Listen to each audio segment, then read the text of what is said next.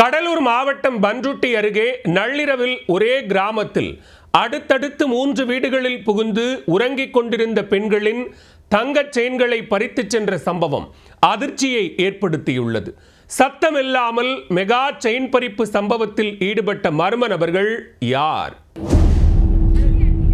நள்ளிரவில் அடுத்தடுத்து வீடுகளுக்குள் புகுந்து உறங்கிக் கொண்டிருந்த பெண்களின் கழுத்தில் கிடந்த தங்கச் சங்கிலிகளை அறுத்தெடுத்துச் சென்ற சம்பவம். செயின் பறிப்பு சம்பவங்களால் இரவு நேரங்களில் உறங்க அச்சப்படும் கிராம மக்கள்.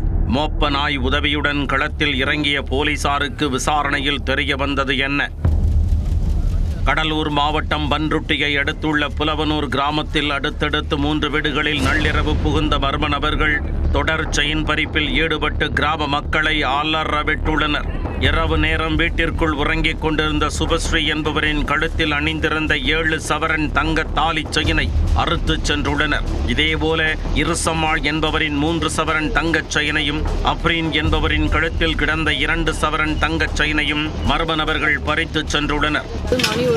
ஒரு மணிலேருந்து 2 மணிக்குள்ளே இருக்கும்.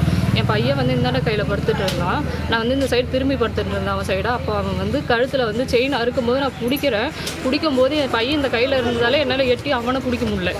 அவனை இவனை கீழே போட்டுட்டு நான் திரும்புகிறேன். அவன் எழுந்துச்சு ஓடுறான். ஓடின உடனே நான் குரல் கொடுத்த உடனே எல்லாரும் எந்திரிச்சு இந்த சைடை ஓடவே அவன் பேக் சைடு வழியாக ஓடிட்டு இருக்கான். உடனே அது தொடர்பாக பன்ருட்டி காவல் நிலையத்தில் அளித்த புகாரின் பேரில் போலீசார் சம்பவ இடத்திற்கு விரைந்து வந்து விசாரணையை தொடங்கினர். மோப்பநாய் உதவியுடன் திருட்டு சம்பவத்தில் ஈடுபட்ட நபர்களை தேட ஆரம்பித்த போலீஸ் ஊரில் உள்ள CCTV காட்சிகளை ஆராய்ந்து வருகின்றனர்.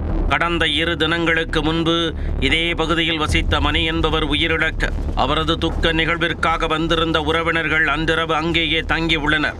இதனால் துக்க நிகழ்ச்சியில் பங்கேற்க வந்தவர்களில் யாராவது செயின் பறிப்பு சம்பவத்தில் ஈடுபட்டார்களா என்ற கோணத்தில் சந்தேகம் எழுந்துள்ளது. சம்பவத்தன்று ஊருக்குள் வந்து சென்றவர்கள் குறித்தும் அடையாளம் தெரியாத பெண்கள் குறித்தும் விசாரணை மேற்கொண்டு வருகின்றனர்.